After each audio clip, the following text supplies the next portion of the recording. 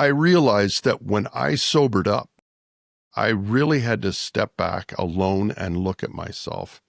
And what I had done through my 20, probably 15, 20 years of drinking, if I had to be honest, 20 years, is that I had self-inflicted myself with so much more trauma than was ever there in the first place. But I realized that what alcohol gave me was the ability to run, hide, avoid, escape. All of those were the exact same reaction that my nervous system had when I was 3 years old, when both parents shot out of my life, right? They became bad characters, and I lived with a contamination story. Well, you drink if you had my parents. You drink if you had my upbringing.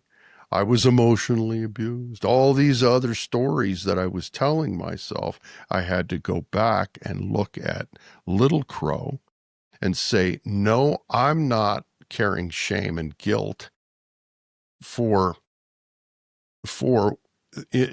not carrying that.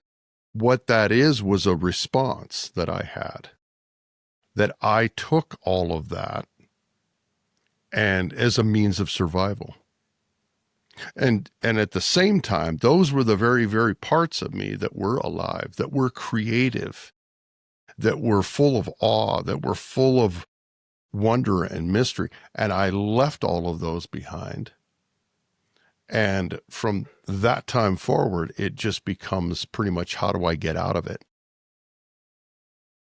So that is where in my sobriety, I had to go back and look at the characters, really look at them and say, all right. And this also, interestingly enough, was, if not an outright way of forgiveness, it gave me a reframe of understanding, because I could see the characters not as demonic. Mom and Dad were doing the best they could. They were children themselves. So I had to place myself into the characters, the people, the places, shoes, right? And going back to last week's podcast and what Alan was talking about, that rule that everybody is doing the best they can with what they have and what they know. And so there was no ill intent in the past.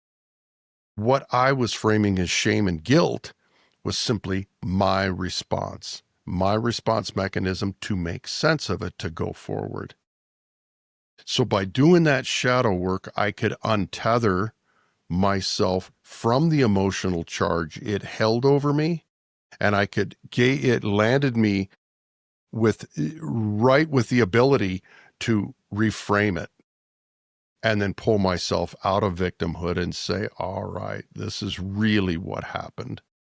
And this is who I am in good measure as a result of that.